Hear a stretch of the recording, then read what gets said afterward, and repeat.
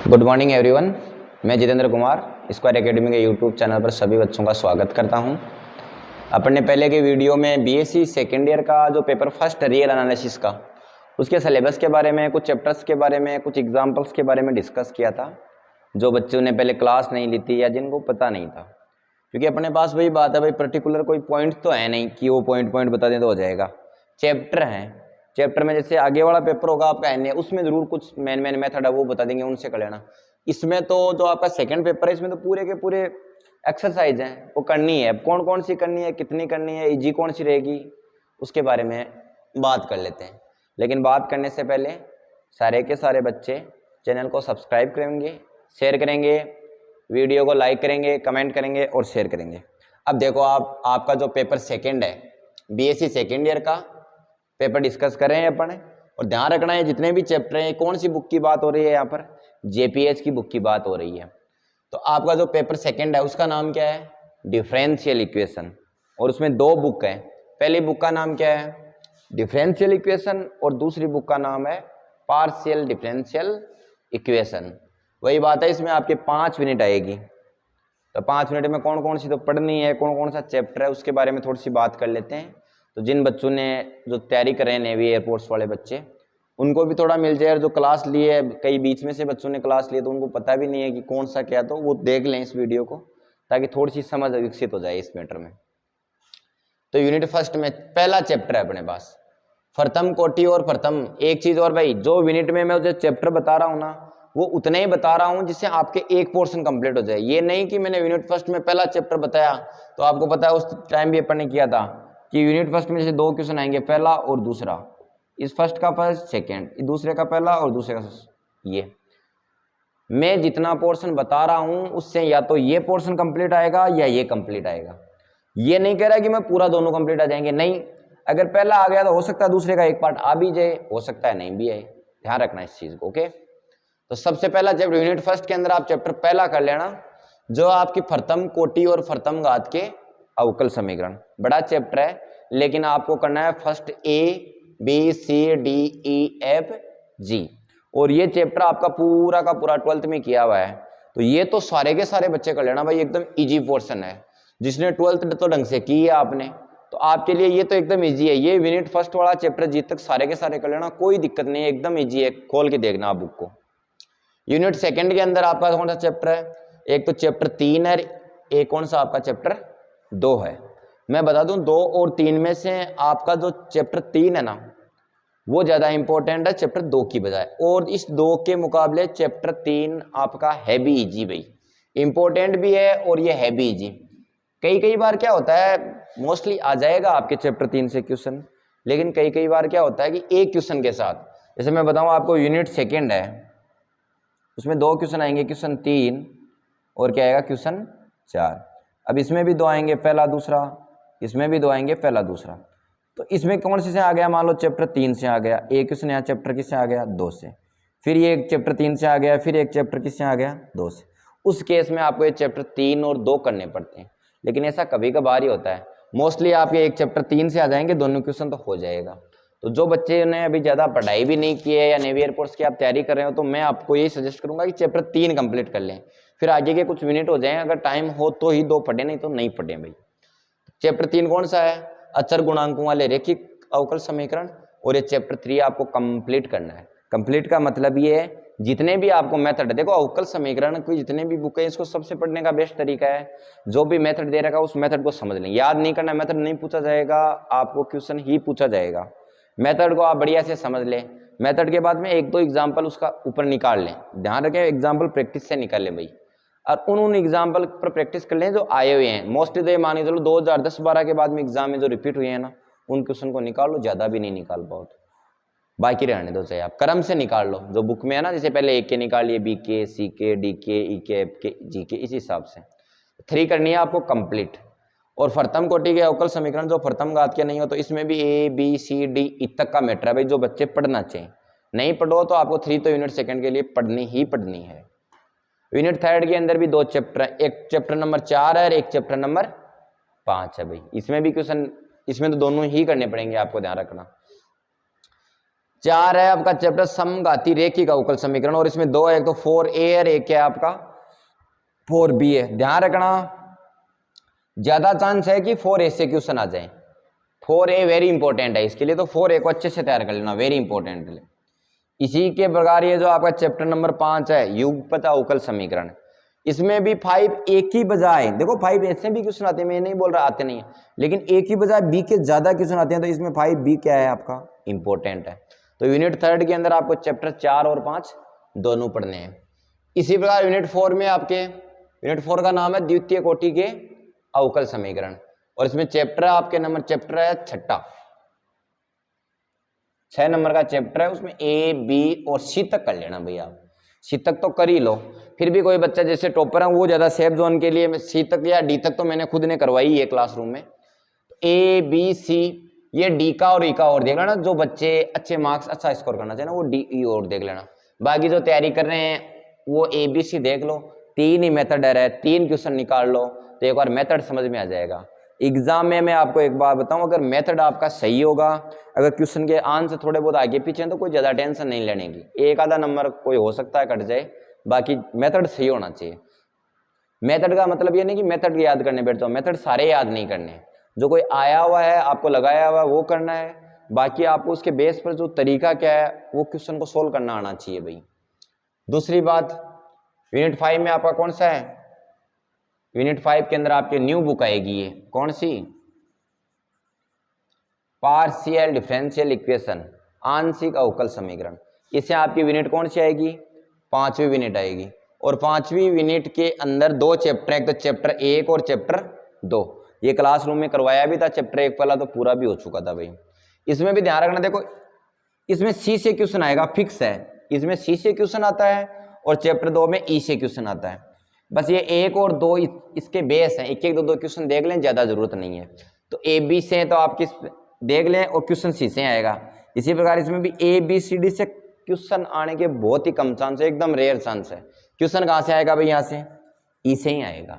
इस तरीके से आप यूनिट 5 तक कर लोगे। अब जो भी बच्चे भाई तैयारी कर रहे हैं या कम पढ़ना चाहते हैं, उनके लिए मैं बता दूं आपको कौन कौन से 2.5 क्वेश्चन के लिए। एक तो जो आपका ये है ना पेपर यूनिट 1 के अंदर पहला चैप्टर, ये बढ़िया से कर लेना, एक तो ये बढ़िया से कर लो, एक ये आपका चैप्टर 3 बढ़िया से कर लो, और एक ही है ना आपका यूनिट 3 के लिए चैप्टर 4 और 5वां। ये एकदम छोटे छोटे चैप्टर हैं भाई, 4 और 5वां चैप्टर एकदम छोटा, तो 2 ये कर लो और 2 ये कर लो। 4 चैप्टर में मैं कहता हूँ अगर ढंग से पढ़ो ना तो 2 दिन में कर लोगे, आप बुक से पढ़ो तो क्रम से पढ़ोगे तो।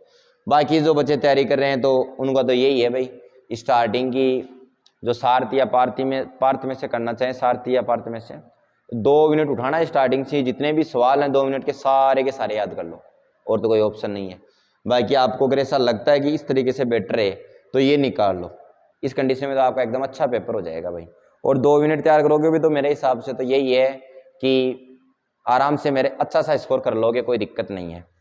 अब ये आपका कौन सा पेपर हो चुका है, पेपर 2 का तो मैंने बता दिया है, और अब जो 3rd पेपर है उसके बारे में बताएंगे भैया आपको। तो वीडियो को भाई शेयर कर दो, लाइक कर दो, और 3rd पेपर के बारे में देखो भाई, मस्ती से देखते रहें, आराम से और ढंग से समझते रहें भाई।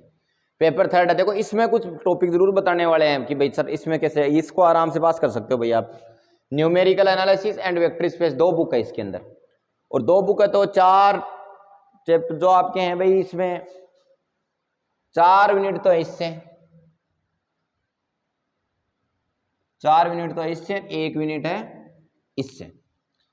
अब यूनिट देखो इसमें मैंने यूनिट 1 की डिटेल्स नहीं लिखी ज्यादा, क्योंकि यूनिट 1 में भाई बहुत बड़ा चैप्टर है, अगर 2.5 क्वेश्चन करने हैं तो आप दूसरे से भी कर सकते हो, लेकिन मैं वही सजेस्ट करूंगा जो बच्चे इंटेलिजेंट है पहले इसमें से थोड़ा बहुत आपको पता होना चाहिए यूनिट 1 में से, तब आपको यूनिट 2nd 3rd में ज़्यादा दिक्कत नहीं आएगी। जैसे वो नहीं था कि आपको बैकवर्ड फॉरवर्ड इसके फॉर्मूले क्या होते हैं, कैसे अप्लाई होते हैं, इनका पता होना चाहिए, ज़्यादा नहीं तो ये सारे के सारे इसमें चैप्टर 1 में। तो यूनिट 1 के अंदर आपका एक तो चैप्टर 1 और एक है चैप्टर 2, और 2 में कौन सा A और B है ओनली, मोस्टली तो चैप्टर 1 से आ जाता है पूरा, लेकिन फिर भी कभी कभार क्या होता है चैप्टर 2 का A और B कर लो आप, पूरा यूनिट 1 का एक पोर्शन कंप्लीट हो जाएगा, लेकिन ये बड़ा बहुत ज़्यादा है। अब आप जाओ यूनिट 2 में चैप्टर 7, ये JPS के चैप्टर हैं सारे के सारे, 7 नंबर का चैप्टर संख्यात्मक समाकलन, बस उसके अंदर 4 नियम है, उसके 4 सूत्र हैं, वो बढ़िया से कर लो। एक तो ट्रेपीजोइडल नियम, सिम्पसन 1/3 नियम और सिम्पसन 3/8 नियम, और साथ में वेडले नियम। देखो इस वेडले नियम में तो हो सकता है भाई क्वेश्चन तो इसका पूछा जा सकता है, लेकिन फॉर्मूला नहीं पूछेगा इसका।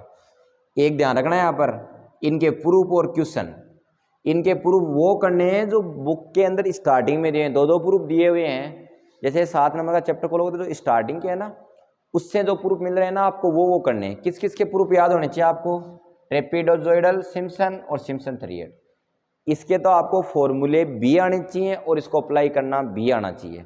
वेडले नियम का आपको सिर्फ फॉर्मूला याद होना चाहिए भाई, ठीक है ना।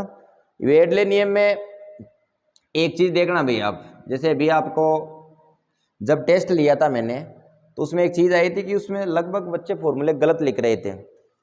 ध्यान रखना इसमें, जब 6 तक होता है ना, y0 से लेके y5 6 जो फॉर्मूले, एक तो जो व्युत्पन्न करवाया हुआ है वहां पर जो फॉर्मूला है वो एक आगे जो क्वेश्चन में अप्लाई किया वो वहां पर थोड़ा सा उसमें अंतर है। वो माइनर अंतर उस क्वेश्चन की वजह से है कि क्वेश्चन में टुकड़े कितने हो रहे हैं, उस चीज़ का ध्यान रखें, क्योंकि आपके जो मोस्टली टुकड़े हैं ना वो y6 तक हो जाएंगे सारे के सारे, तो इस चीज़ का ध्यान रखोगे भैया आप। बाकी आपको बताया हुआ है क्लासरूम में, देख लेना उसको। एक इस चैप्टर 6 के साथ चैप्टर नंबर 6 अंतर्वेशन सूत्रों से अवकलज। तो अगर आप इसको नहीं भी करना चाहिए, देखो भाई जो पढ़ने वाले स्टूडेंट हैं उनको तो करना ही है, कितना करना है ये भी आपको बता रहा हूँ। ऐसे एक क्वेश्चन आता है डेस वाला, ये यहाँ से ये 4 जो नेवियर कोर्स के बच्चे तैयारी कर रहे हैं ना, इनको तो ये ट्रेपीजोइडल नियम, सिम्पसन 1/3 और सिम्पसन 3/8 और वेडले का प्रूफ छोड़ देना, बाकी फॉर्मूला आना चाहिए आपको। यूनिट 3 के अंदर चैप्टर नंबर 8 का बीजीय तथा अबीजीय समीकरण के संख्यात्मक हल। भाई एक क्वेश्चन पूरा आ जाएगा, यहाँ से 2 मेथड पूछे जाएंगे कोई, लेकिन ध्यान रखना इन मेथड को अप्लाई करना भी आना चाहिए क्वेश्चन में, और इनका प्रूफ भी आना चाहिए। पहला तो कौन सा है? द्विभाजन विधि, बाइसेक्शन मेथड। दूसरा कौन सा है? मिथ्या स्थिति विधि या रेगुलर फाल्सी मेथड। तीसरी कौन सी आपकी? पुनरावृत्ति विधि या इटरेशन मेथड। और चौथा कौन सा आपका? Newton रेफसन method. इन चारों का आपको प्रूफ भी आना चाहिए, और इनसे क्वेश्चन सोल्व कैसे होते हैं, इनके फॉर्मूले क्या हैं वो सीधे सीधे भी आने चाहिए। सारे के सारे क्वेश्चन बढ़िया आपको करवाए हुए हैं क्लासरूम में, बढ़िया से हर चीज़ एक्सप्लेनेशन की हुई है। यूनिट 4 के अंदर चैप्टर नंबर 10 है साधारण अवकल समीकरण के संख्यात्मक हल। एक क्वेश्चन यहाँ से मिल जाएगा आपको पूरा। पिकार्ड विधि, ऑयलर विधि, ऑयलर संशोधित विधि, एक है रुंगे कुट्टा मेथड। ये इसके एग्जाम में आने के चांस कम है भाई, ये आपके प्रैक्टिकल में है, थ्योरी के अंदर तो नाम नहीं दिया हुआ इसका, लेकिन इसको भी कर लेना साथ में, ठीक है ना। इनसे आएगा क्वेश्चन कन्फर्म मान के चलो, पिकार्ड, ऑयलर संशोधित और ऑयलर विधि, इन तीनों से आपके क्वेश्चन आएगा कंप्लीटली, एक पूरा दोनों पोर्शन आ जाएंगे एक के, तो एक ये कर लेना। तो वेक्टर स्पेस की एक नई बुक है, उसके अंदर आपका है चैप्टर पहला दूसरा, या आप नहीं भी करो, या चाहे पहला चैप्टर दूसरा कर लो, या उसका अथवा का पोर्शन है वो चैप्टर किस में से आएगा? 5 में से आएगा, ये कर लो। तो भाई जो आपको करवा रखे हैं यहाँ तक, तो ये 4 यूनिट आपको क्लासरूम में मैंने करवाई थी, जबकि अपने को तो एग्जाम में कितने 2.5 क्वेश्चन ही करने हैं। तो जिन बच्चों ने पूरा पढ़ रखा हो तो उसी हिसाब से तैयारी करें कि बाई चांस कोई क्वेश्चन नहीं आए तो उसकी जगह दूसरा कर दें, और पढ़ना भी चाहिए आपको। और जो बच्चे तैयारी करें उनके लिए क्या करना चाहिए भाई, उनको मैं बता दूं, एक तो आप ये पिकार्ड विधि, ऑयलर विधि, एक तो ये कर लेना कंप्लीट। 3 मेथड है, तीनों हो जाएंगे आपके। एक ये ट्रेपीजोइडल, सिम्पसन 1/3, 3/8 और वेडले, 4 नियम ये याद कर लेना, और 4 ये हो गए। ये 4 4 8 8 3 11, ये 11 कर लेना, ज़्यादा नहीं तो मैं मान के चल रहा हूँ अगर आपके ढंग से आ गए ना 11 के 11, तो जो आपको 20 नंबर का पोर्शन करना है ना, आप 20 का 20 पूरा करके आ सकते हो, कोई दिक्कत नहीं है। अगर 4 आपको ये आते हैं और 3 ये, एक इसका नियम याद हो, फॉर्मूला याद हो 4, और ये 4 4 8 8 3 11, रूंगे कुट्टा का आप डायरेक्ट मेथड देख लेना, प्रूफ ना भी करो तो चलोगे। इनका भी ध्यान रखना भाई, पिकार्ड विधि, ऑयलर विधि और ऑयलर संशोधित विधि, इसका आपको प्रूफ भी आना चाहिए, क्वेश्चन भी अप्लाई होना चाहिए। पहले जरूर ऐसा होता था कि इसका लगभग क्वेश्चन नहीं पूछा जाता था, ये नहीं पूछा जाता था, प्रूफ नहीं पूछा जाता था, लेकिन आजकल पूछा जा रहा है, इसलिए भाई रिस्क नहीं ले, इसके भी प्रूफ करें, इसके भी करें, इसके भी करें। अरे प्रूफ नहीं भी हो रहा ना, अरे पूरे पेपर में प्रूफ तो 1-2 ही पूछा जाएगा, लेकिन प्रूफ नहीं हो रहा तो कम से कम क्वेश्चन में तो अप्लाई सबको करना ही आना चाहिए, ये सेकंड ऑप्शन है। लेकिन प्रूफ में कहता हूँ भाई जो मेन है ना, जैसे न्यूटन रेफसन है, ये रेगुलर वाल्स, इन दोनों का आना चाहिए आपको, ये सिम्पसन, इनके तीनों के आने चाहिए। इधर देखो ये पिकार्ड विधि और ऑयलर विधि का आना चाहिए। इतने तो अब 2 4 5 तो आप याद कर ही सकते हो, इतना तो भैया आना चाहिए। इस तरीके से बीएससी सेकेंड ईयर वाले बच्चों का जो आपका रियल एनालिसिस का था उसके बारे में पहले डिस्कस कर लिया था, 2 पेपर के बारे में आज डिस्कस कर लिया। ये जो मेथड है ना भाई, या तो आप यूट्यूब पर सर्च कर लेना, किसी न किसी पर मिल जाएगा अच्छे से करवाए हुए हैं, या जब हमें समय मिलेगा तो हम करवा देंगे। लेकिन ज़्यादा टाइम नहीं है, आप किताब से पढ़ोगे तो भी समझ में आ जाएगा। तो बीएससी सेकेंड ईयर का जो सिलेबस के लिए जो वीडियो बनाना था वो कंप्लीट हो गया है। फिर भी अगर आपको किसी चीज़ से कोई परेशानी हो रही है तो आप नीचे कमेंट बॉक्स में लिख देना, उस पर वीडियो बना देंगे। सारे के सारे वीडियो को अच्छे से शेयर करना, मस्त रहना, अच्छे से पढ़ाई करना, और उम्मीद करता हूँ भाई सारे के सारे अच्छे से पढ़ तो रहे ही होंगे। और पढ़ना भी चाहिए, टाइम बहुत कम है आपका, 26 तारीख तक का, 26 तारीख से होगा शायद आपका रियल एनालिसिस का मैथमेटिक्स का पेपर। तो इन सब पेपर को बढ़िया से तैयार कर लेना। ध्यान रखना भाई ये सारा का सारा जेपीएस बुक से मैटर है, और ये आपको पता है ये 150 नंबर का आपका पूरा पेपर होता है, जिसमें 30 का तो है प्रैक्टिकल, 120 के आपके होंगे पेपर, जिसमें से 40-40 नंबर के हैं ये 3, ठीक है ना, 40-40 नंबर के 3 पेपर। लेकिन आपको अब की बार कितना सर 20-20 नंबर का आंसर देना है, और जितने भी आपको आंसर आए आप आंसर दे के आओगे, जैसे आपके 16 नंबर आ रहे हैं तो उसको डबल करके आपकी मार्कशीट से 16 के कितने हो गए, 40 में से 32 हो गए, उस हिसाब से आपका रिजल्ट डिक्लेयर किया जाएगा। भाई सभी बच्चे पढ़ते रहिए, मस्त रहिए, अपनी तैयारी में व्यस्त रहिए। चैनल को सब्सक्राइब कीजिए, अपना यूट्यूब चैनल है स्क्वायर एकेडमी और टेलीग्राम चैनल है जेके सर मैथ्स, दोनों चैनल को सब्सक्राइब कर लो और इनको शेयर भी करो। जो भी आपके दोस्त वगैरह हैं उन तक फैलाओ और उनको भी जोड़ो, उनको भी कुछ हेल्प मिले। और ज़्यादा से ज़्यादा भाई सारे के सारे बच्चे सब्सक्राइब ज़रूर कर लेना। टेलीग्राम पर बहुत से बच्चे हैं जो जुड़े हैं लेकिन उन्होंने भी सब्सक्राइब नहीं किया है, अब सारे के सारे बच्चे कर लेना। इसी के साथ आप बस सभी बच्चों को बहुत बहुत धन्यवाद। जय हिंद।